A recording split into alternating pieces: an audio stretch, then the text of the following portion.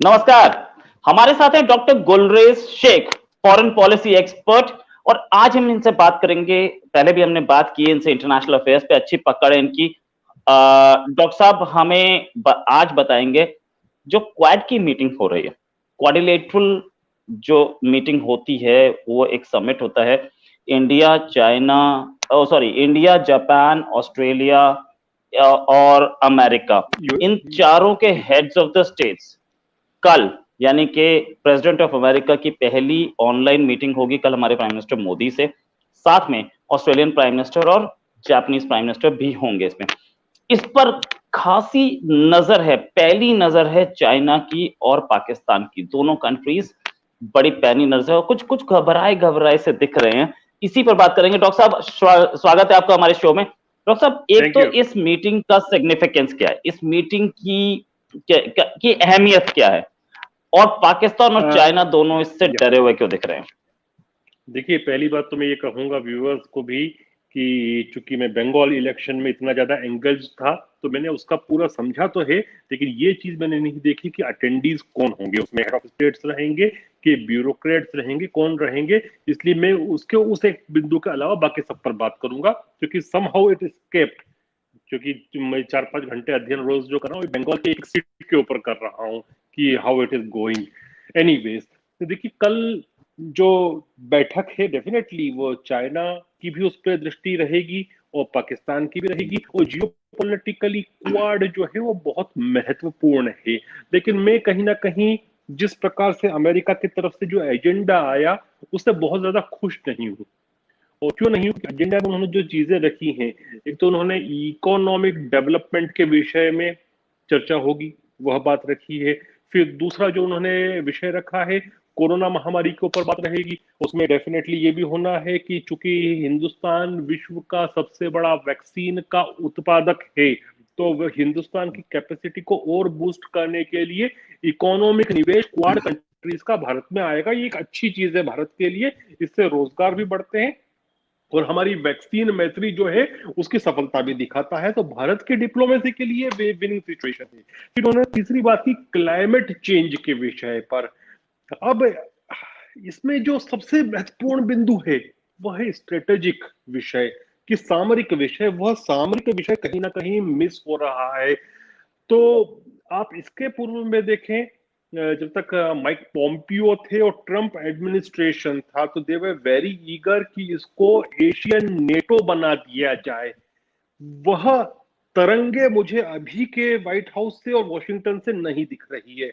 तो मैं इतना ज्यादा उत्साहित नहीं हूं जितना पहले था, और देखते हैं क्या होता है। लेकिन हाँ, एक बात है कि हमारी वैक्सीन मैत्री की जो डिप्लोमेसी है वो एक सही दिशा में जा रही है, जो कि हिंदुस्तान में क्वाड कंट्रीज के माध्यम से जॉब्स जनरेट करेगी और वैक्सीन की कैपेसिटी बढ़ेगी, ताकि हमारी डिप्लोमेसी वो बढ़ेगी। कोविड एकदम गया नहीं है, अभी जाने में भी समय लगेगा, तो भारत को इंटरनेशनल मंच पर डेफिनेटली उठाएगा। लेकिन क्यों अमेरिका जो है वह चीन के विषय में इतनी बात नहीं कर रहा, ये बहुत सारी चीजें सोचने का विषय है। मैं आपको थोड़ा सा व्यूअर्स को भी बताऊं कि 2007 में क्वाड का जन्म हुआ था, और ऑस्ट्रेलिया की वजह से क्वाड जो था ठंडे बस्ते में चला गया था। और आपको याद होगा कि उस समय केल्विन रड हुआ करते थे, जो लेबर पार्टी के थे, ऑस्ट्रेलिया के प्राइम मिनिस्टर। बहुत कम लोगों को मालूम है, जो लोग विदेश की नीति को देखते रहते हैं वे जानते हैं कि वो कितने ज्यादा कॉम्प्रोमाइज थे चीन के साथ। मतलब इतने कॉम्प्रोमाइज थे कि उनके जो दामाद थे, जो उनके जमाई राजा थे, वो चाइनीज थे। तो कहीं ना कहीं बहुत सारी ऐसी चीजें होती हैं जो कॉम्प्रोमाइज वाली बात होती हैं। उसके बाद जब वे चले गए, जब वर्तमान की स्थिति आई, तो अब हमको एग्रेसिव ऑस्ट्रेलिया दिख रहा है। तो अमेरिका ऐसा क्यों कर रहा है, मुझे थोड़ा और समय लगेगा इसको चीजों को समझने में, क्योंकि वॉशिंगटन की तरफ से पॉलिसीज क्या आती हैं ये पता चलेगा। लेकिन एक बात तो स्पष्ट है कि मुझे दिख रहा है कि वॉशिंगटन जो है ना कहीं जो बराक ओबामा के समय की जो पॉलिसी थी, जिसको कहते थे कि driving from the back seat, मतलब वो आगे की सीट पर नहीं बैठेंगे, पीछे बैठेंगे इंटरनेशनल मसलों पर, वह दिख रहा है। लेकिन इसमें एक अच्छी चीज जो मुझे दिख रही है कि जापान जो है वो फ्रंट फुट पे आके खेल रहा है, और जापान का फ्रंट फुट पे आकर खेलना चाइना के खिलाफ, एक विद यूएसए और विदाउट यूएसए, जो एक सामरिक शक्ति है साउथ चाइना सी और इंडो पैसिफिक की, इंडिया, जापान और ऑस्ट्रेलिया, ये अपने आप में बहुत बड़ी शक्ति बन जाती है ट्रेड एंड इन्वेस्टमेंट के दृष्टिकोण से भी और साथ ही साथ सामरिक विषयों पर भी। तीसरा इन्होंने जो क्लाइमेट का रखा है, क्लाइमेट चेंज को बात होना चाहिए, बहुत जरूरी है, और विशेषकर हमने महामारियों को देखा, सब कुछ देखा है तो जरूरी है।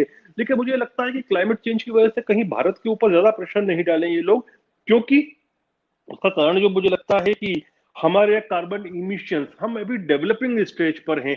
इन लोगों ने, वेस्टर्न मुल्कों ने तो पूरा अपने आप को डेवलप कर लिया, सारे कार्बन एमिट किए, और अब बात जो कर रहे हैं हम, डेफिनेटली हम 2045-50 तक कार्बन न्यूट्रल कंट्री बन जाएंगे। लेकिन इन चारों कंट्रीज में देखें तो भारत के ऊपर ज्यादा प्रेशर आना नहीं चाहिए। अगर भारत जो है उसको फॉरगो करेगा, लेकिन भारत झुकता नहीं है, भारत को जो करना होता है वो करता है। लेकिन मैं थोड़ा सा जो बाइडेन की अप्रोच से इतना खुश नहीं हूं जितना डोनाल्ड ट्रंप की था। राइट डॉक्टर साहब, इससे क्वाड से पाकिस्तान खासा घबराया हुआ दिख रहा है। मैं फिर से एक बार पूछना चाहूंगा आपसे कि पाकिस्तान को क्या दिक्कत है क्वाड से और चाइना को क्या दिक्कत है? ये दोनों सबके सब हैं, इनको डर किस चीज का है? देखिए, आप पाकिस्तान की बात मत करें, क्योंकि अगर चाइना को दिक्कत है तो पाकिस्तान को दिक्कत है, पाकिस्तान को दिक्कत है तो चाइना को होगी, जरूरी नहीं है, लेकिन चाइना को है तो पाकिस्तान को होगी। वो तो एक पेट में से दो मुंह निकल रहे हैं एक साथ, आप इसको उस दृष्टिकोण से देखें। अब आप ये पूछे कि चाइना को क्यों दिक्कत है? चाइना को इसलिए दिक्कत है क्योंकि जब इतना बड़ा ग्रुप बनता है स्ट्रेटेजिक, और चाइना का आप स्थिति देखिए, जो पूरे साउथ चाइना सी की इतनी सारी कंट्रीज है, चाहे लाओस हो, कंबोडिया हो, या फिलीपींस हो, इंडोनेशिया हो, मलेशिया हो, सिंगापुर हो, जापान तक के आप जाकर देखें, ऐसा कोई देश नहीं है जिससे उसका गतिरोध नहीं है। जैसे जापान के साथ उनका सेंकाकू आइलैंड्स को लेकर बार बार प्रॉब्लम होती है, फिर उन्होंने अभी नया जो लॉ लाए हैं कि उनके जो नेवी हो उसको अधिकार है कि उनके क्षेत्र, उनका क्षेत्र मतलब कौन सा क्षेत्र जिसको उनके दृष्टिकोण से या उनके क्लेम के हिसाब से उनका है, कोई और फ्लीट आता दिखता है तो उसको गोली मारने का अधिकार उन्होंने अपने लॉ के हिसाब से दे दिया। तो अब चाइना को जब सबसे प्रॉब्लम है और चाइना से जब सबको प्रॉब्लम है, वहां पर, वहां ऐसा कोई जमघट बनता है तो आप मान कर चलें कि सबसे पहला उसमें एक ज्वाइनिंग वाला फीचर आएगा। वो किसका आएगा? वो वियतनाम का आएगा, क्योंकि वियतनाम चाइना से जंग कर चुका है, दोनों कम्युनिस्ट हैं, लेकिन वियतनाम की और चाइना की 136 है। हनोई के ऊपर बार बार वो हनोई के पास अपने एयरक्राफ्ट निकलता है, तो चाइना नहीं चाहेगा कि उसके खिलाफ एक बड़ी व्यापक ग्रुपिंग बने, और ऐसी ग्रुपिंग बने जो कि आर्थिक रूप से भी सक्षम हो, सामरिक रूप से भी सक्षम हो, और साथ ही साथ टेक्नोलॉजी से भी सक्षम हो। क्योंकि फिर क्या होगा कि एक बार क्वाड फैलना शुरू हुआ तो धीरे धीरे आपको देखिए, मैं बोल रहा हूं सबसे पहले वियतनाम आएगा, सबसे ज्यादा विश्वसनीय भी वियतनाम रहेगा, क्योंकि वियतनाम की आप 1000 साल की इतिहास उठाकर देखें, वियतनाम जो है अपनी जो सोवर्जिनिटी है उसके लिए हमेशा लड़ता रहा है। पहले उसने चीनियों को बहुत मारा, खूब मारा, आज से कुछ सदियों पहले खूब मार के भगाया। फिर मंगोलों ने जब आक्रमण किया तो मंगोलों से वियतनाम हारा, लेकिन बहुत बुरी जो कॉस्ट थी लाइफ की वो मंगोलों को चुकाना पड़ी। फिर उसके बाद जब फ्रेंच आए तो फ्रेंचों को भी उन्होंने मार मार के भगाया। फिर उसके बाद अमेरिकन आए तो अमेरिकन को भी दफन किया वियतनाम ने। फिर उसके बाद वापस से चाइना ने उसको पतेड़ियां की, फिर चाइना को मारा। तो वियतनाम जो है ना, अपनी सोवर्जिनिटी पे कभी नहीं आने देता है कुछ भी। तो सबसे पहले वियतनाम ज्वाइन करेगा, फिर उसके बाद साउथ कोरिया, क्योंकि वो नॉर्थ कोरिया जो कि चीन का पिट्ठू है उससे परेशान है। फिर मलेशिया, देखिए मलेशिया की बहुत बड़ी प्रॉब्लम है, जो उसकी सी बाउंड्रीज है, जो स्पेशल इकोनॉमिक जोन होता है 200 माइल्स तक का किसी की भी सी बॉर्डर में, लैंड से लेकर सी बॉर्डर में, उसमें जितने भी खनिज संसाधन, पेट्रोल है, उसकी ड्रिलिंग नहीं करने देता चीन, उस पर भी क्लेम करता है। तो इन सब कंट्रीज को, जापान से आज नहीं तो कल सेंकाकू पर विवाद होना ही होना है। ताइवान आखिरी में ज्वाइन करेगा क्योंकि ताइवान बहुत डरता है। तो आप ये देखिए ना कि चाइना को तो परेशान होना निश्चित है, लेकिन मुझे ये लग रहा है कि कहीं ना कहीं जो अमेरिका की बहुत सारी बेवकूफियां हो रही है ना, उसकी वजह से, जैसे आप देखिए कि रशिया के ऊपर उन्होंने भी और सैंक्शंस लगा दिए। जब रशिया पर आप और सैंक्शन लगाते हो तो रशिया को आप चीन की गोद में बैठने पर विवश करते हो। आप ऐसी स्थिति में क्यों ला रहे हो कि चाइना रशिया का एक डिफेंस पैक्ट बन जाए, डिफेंस एग्रीमेंट बन जाए, दोनों एक होकर बैठ जाए, वो किसी के लिए अच्छा नहीं है, अमेरिका के लिए अच्छा नहीं है। तो कुछ जो चीजें यूनाइटेड स्टेट्स कर रहा है वो आत्मघाती खुद अमेरिकन सिस्टम के लिए भी है। देखते हैं क्या होता है, लेकिन मुझे लगता है कि कल की बैठक में बातें बहुत सारी होंगी। वैक्सीन के ऊपर डेफिनेटली बात होगी, भारत में इन्वेस्टमेंट आएगा, लेकिन मुझे थोड़ी अपेक्षा कम है कि सामरिक चीजों पर कुछ बात होगी। ये तो हमको 3-4 साल जब तक कि ये सरकार है जो बाइडेन की, तब तक सरकार परिवर्तित होगी, क्योंकि ये सरकार ओबामा वाली सरकार की तरह ही एक रेप्लिका रहेगी, जो मिडिल ईस्ट में भी वही करेगी जो ओबामा कर रहे थे, दूसरी जगह भी वही करेगी जो ओबामा करते आए थे। तो जब तक के वेट करते हैं कोई फर्क नहीं पड़ना है, लेकिन महत्वपूर्ण यह है कि दूसरे पार्टनर्स बड़े एक्टिव है, जापान बहुत एक्टिव है, ऑस्ट्रेलिया बहुत एक्टिव है, ये खुशी का विषय है। और इंडिया में इन्वेस्टमेंट आएगा, इसलिए मैं कहता हूं कि कुछ नहीं तो अच्छा है, कुछ हो रहा है अच्छा है। राइट। अच्छा, चाइना जो है वो पाकिस्तान को, चाइना पाकिस्तान एक्सेस बना के, और वो चाहता है कि इंडिया से टू फ्रंट वॉर। अभी भी ये बातचीत चल रही थी जब चाइना ने डिप्लॉयमेंट की थी इंडिया के बॉर्डर पे, तब भी ये बातचीत चल रही थी। और पाकिस्तानियों ने खुद मुझसे बोला कि अगर आप चाइना का तेल रोक सकते हैं तो क्या हम खाली बैठे होंगे, हम यहां से तेल नहीं दे देंगे, सीपीईसी किस लिए बन रहा है। तो क्या इंडिया और जापान की दोस्ती जिसमें ऑस्ट्रेलिया भी घुस रहा है, तो क्या तीन तरफ से चाइना घेरना अब घिरता दिख रहा है? क्या ये दोस्ती यानी कि स्ट्रेटेजिक अलायंस अगर बनता है तो इंडिया के लिए बहुत फायदे में होगा? चाइना की दोबारा हिम्मत ऐसी नहीं हो पाएगी कि वो बॉर्डर पे आकर के ऐसी ऐसी हरकत करे जो इसने अभी पिछले 1 साल में की है। बस चाइना की तो ये भी हिम्मत नहीं है। देखिए क्या है कि चाइना को जो कंटेन करना जानता है, चाइना उसके ऊपर आंख फिर नहीं उठाता। जैसे मैं आपको बता रहा हूँ 70-80 था शायद जब वियतनाम के ऊपर इन्होंने आक्रमण किया था। अब इतना सा वियतनाम उन्होंने खूब जूते मारे थे और चीनियों को खूब मारा था। तो चीन से आपको यदि प्रतिस्पर्धा करनी है तो उसको टेढ़ी नजर से ही देखना है। जब उससे प्यार की बात करनी है तो प्यार की बात करनी है, लेकिन उसकी आंख जैसे ही टेढ़ी हो तो आपको भी टेढ़ी करनी होगी। इस तरह से ही चीन को आप टेकल कर सकते हैं। और ये कोल्ड वॉर चल रही है बॉस, कोल्ड वॉर इतनी जल्दी खत्म नहीं होनी है। कोल्ड वॉर जब भी खत्म होगी जब चाइनीज कम्युनिस्ट पार्टी धराशायी हो जाएगी। और ये भी याद रखिए, मैं बड़ी प्रैक्टिकल बात करता हूँ, कई बार लोगों को बुरी लगती है कि चाइना के लिए हमको क्या करना चाहिए कि चाइना खत्म हो जाए। चाइना को खत्म करना है तो हमको कुछ भी नहीं करना चाहिए, हमको केवल ये ध्यान रखना चाहिए कि हमारी सीमाएं सुरक्षित रहे, हमारा जो स्ट्रेटेजिक क्षेत्र है उसके अंदर उनका इन्वेस्टमेंट नहीं आ सके, बस उतना ही करना है। क्योंकि चाइना के अंदर जो प्रॉब्लम्स है ना, वही चाइना को कोलैप्स करेगी। चाइना अपनी आंतरिक जो विद्रोह होता है उसको दबाने के लिए किसी ना किसी कंट्री के साथ जंग करने की कोशिश करता है। 62 में भी यह हुआ था कि जब माओ के खिलाफ चीजें जा रही थी तो उसने भारत पर आक्रमण करवा दिया था। तो चाइना को यदि ठीक करना है तो अपनी बॉर्डर्स का ध्यान रखें, स्ट्रेटेजिक इकोनॉमिक क्षेत्र जो हमारा है उसमें उसका इन्वेस्टमेंट नहीं आने दे। चाइना कुछ ही दशकों में इतना कमजोर हो जाएगा कि खुद ही फूट जाएगा। Right right. एक बात तो चाइना, जो आपके देखिए पाकिस्तानी जो बोलते हैं ना, बड़े मुंह की छोटा मुंह बड़ी बातें करते हैं कि वो तेल दे देंगे। अरे उसको तेल लेना है तो रशिया से भी ले लेगा, उसकी बॉर्डर तो रशिया से भी लगी हुई है, लेकिन महंगा पड़ता है भाई। जो साउथ चाइना सी से आ रहा है उसको सस्ता पड़ रहा है। चीन चलता है सस्ते माल को बेचकर। माल बेचने की लागत, बनाने की लागत जितनी लगेगी तो चीन का माल कौन खरीदेगा? फिर तो यूरोप का माल खरीद लेंगे लोग, क्योंकि सस्ता है इसीलिए खरीद रहे हैं ना। तो ये पाकिस्तानियों को तो बोलना है, कोई स्ट्रेटेजिक इनकी थिंकिंग नहीं है। वैसे पाकिस्तानी आपसे सबसे ज्यादा नफरत करते हैं क्योंकि आप पाकिस्तान को बड़ा बेइज्जत भी करते हैं, पाकिस्तान की असलियत भी बताते हैं। अच्छा, जहां तक रोहित भाई मैं आपको एक बात बोलूं, वो एक कोई लड़की है पाकिस्तान की जो अपने इंडियन चैनल्स पे बहुत आती है, क्या नाम है भूल गया मैं। आरजू काजमी। आरजू काजमी, आरजू काजमी को मैंने ब्लॉक कर रखा है। उसके कई बार मैसेज आए थे व्हाट्सएप पर कि आप मेरे शो पर आए, क्यों ब्लॉक कर रखा है? मैंने उसको 2 चीजें देखी उसकी, तो मुझे लग गया कि क्या चीज है, आप समझ जाओ इसको। वो यूट्यूब चैनल पर बैठकर तो पाकिस्तान की बुराई करती है, और जब हमारी चैनल्स पर बैठती है, मीडिया चैनल पर, जी पे या दूसरी चैनल और जी जिस पे भी बैठती है, वो मैं किसी का नाम नहीं ले रहा, वहां पाकिस्तान को समर्थन करती है। तो वो एक इसलिए मैंने उसको ब्लॉक ही कर दिया। ओह अच्छा।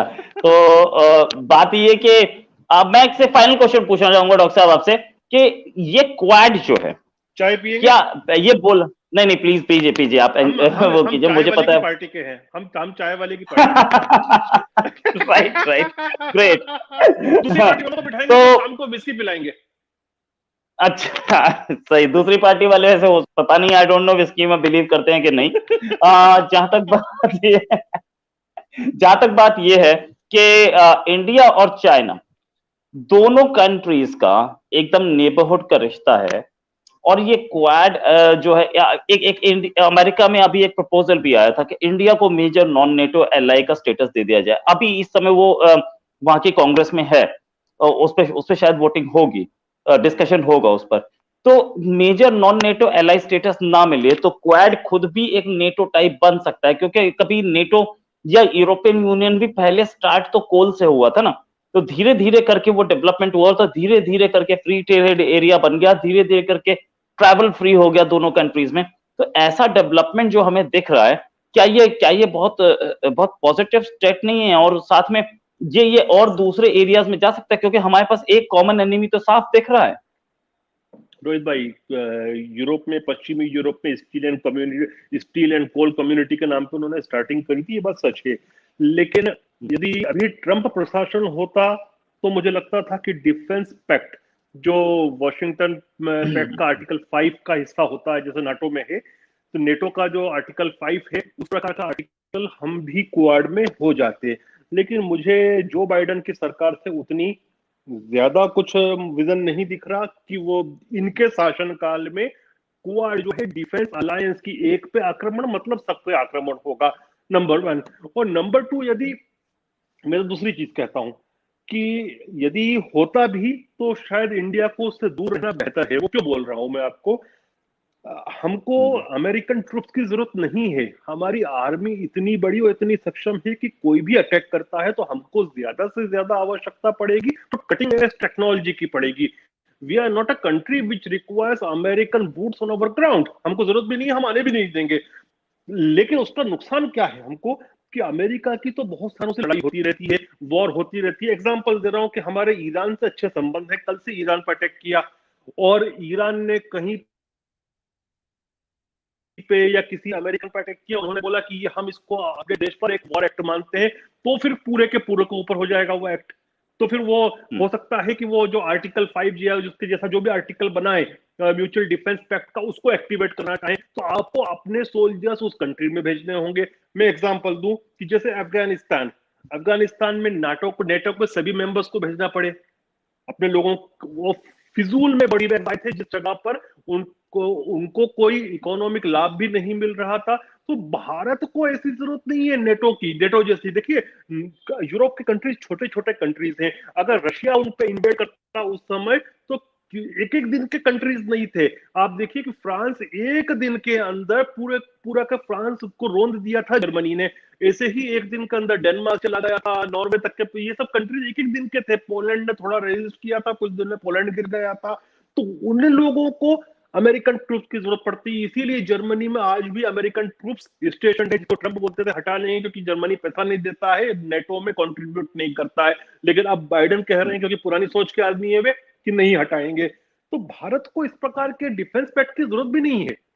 और दूसरी बात, मैं एक बार वो कहता हूं कि डिफेंस पैक्ट में भी क्या होता है। देखिए ओबामा ने क्या किया था, थोड़ा, क्योंकि हम, टाइम है आपके पास अभी?